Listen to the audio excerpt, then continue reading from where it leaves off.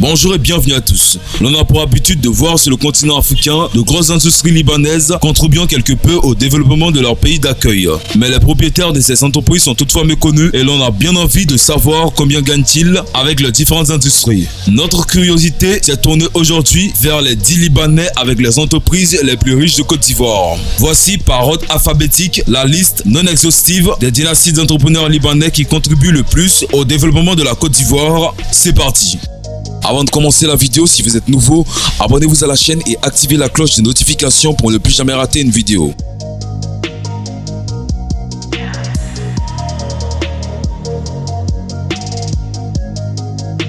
Beydoun. Abdul Hussein Beydoun n'a que 16 ans lorsque, en 1977, il débarque à Abidjan. Après des débuts modestes, il se lance dans les matériaux de construction et la distribution. En 2003, il rachète au groupe français Descours et Cabaud, la société Bernabé, qui vend du matériel de bricolage et des matériaux de construction. Aujourd'hui, père de 4 enfants, l'entrepreneur est à la tête du groupe Yeshi, dont le chiffre d'affaires a atteint les 47 milliards de francs CFA en 2017. Présent dans 8 pays, il a ouvert en 2018 2 immenses points de vente dans un sous la marque Monsieur Bricolage en centre commercial de 45 000 m² et par ailleurs en construction sur l'avenue François Mitterrand à Abidjan.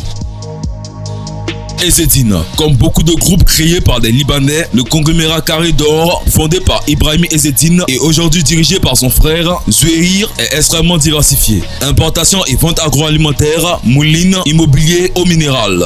Le groupe possède aussi la seule usine de pâtes alimentaires de Côte d'Ivoire. Depuis le rachat de son usine au groupe Omaïs, il est aussi le premier producteur de carton du pays. Deux neveux viennent de rejoindre le mania du groupe qui continue de se développer.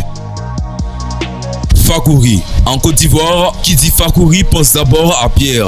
Né en 1943, le célèbre architecte est une figure du monde de l'entreprise dont l'influence dépasse largement la communauté libanaise. Depuis 2011, c'est Slid, son fils, qui a pris progressivement la direction opérationnelle du groupe. Ancien courtier, celui-ci n'a rejoint PFO qu'en 2008. Si le BTP reste une activité phare, Slid joue à fond la carte de la diversification, eau, environnement, gestion des déchets. Souhaitant ne plus dépendre du seul marché ivoirien, il a par ailleurs lancé des projets au Sénégal, au Burkina Faso et en Guinée. Quant à Cécile, son épouse, elle dirige l'une des principales galeries d'Abidjan et ne ménage pas ses efforts pour promouvoir l'art contemporain en Côte d'Ivoire et dans toute l'Afrique.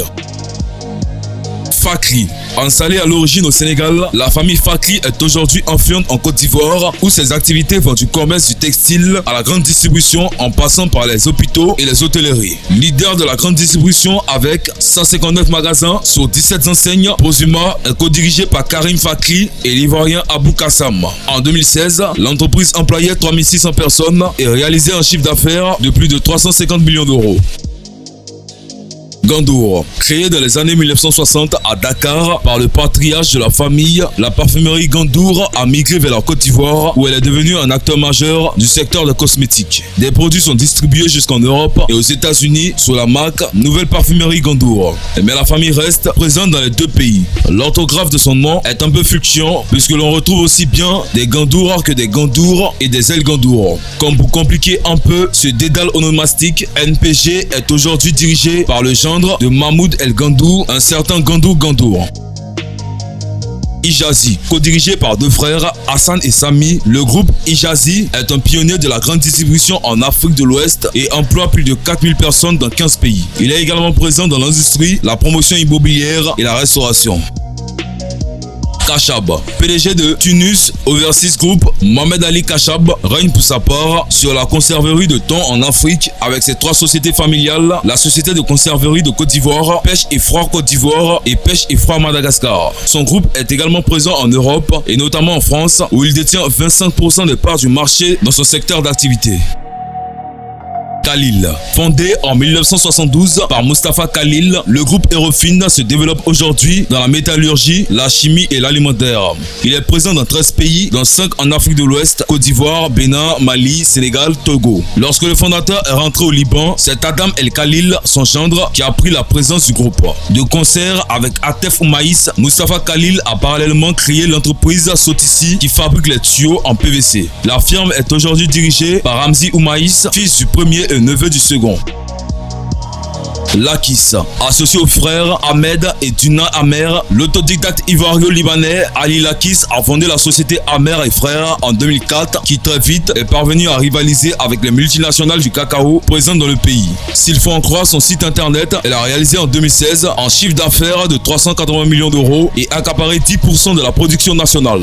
Ce qui ne l'a pas empêché de faire faillite en juillet 2018 à la suite de défauts de contrat et d'un important cumul de dettes. Au mois de janvier, la société agricole de café cacao de Saf Cacao. Seklaoui.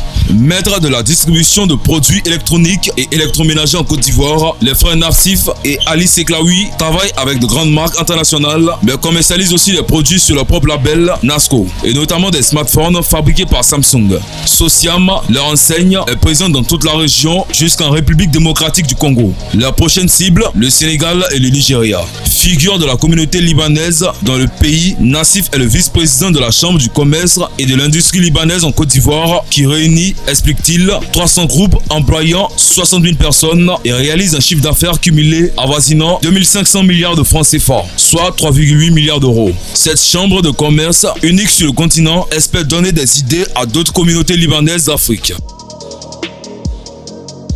Voilà, c'est tout pour cette vidéo. Si vous avez aimé la vidéo, n'oubliez pas de la liker et de la partager avec vos amis. Et si vous aimez les contenus que nous faisons, abonnez-vous à la chaîne et activez la cloche de notification pour ne plus jamais rater une vidéo. Cependant, on se dit à bientôt pour une nouvelle vidéo.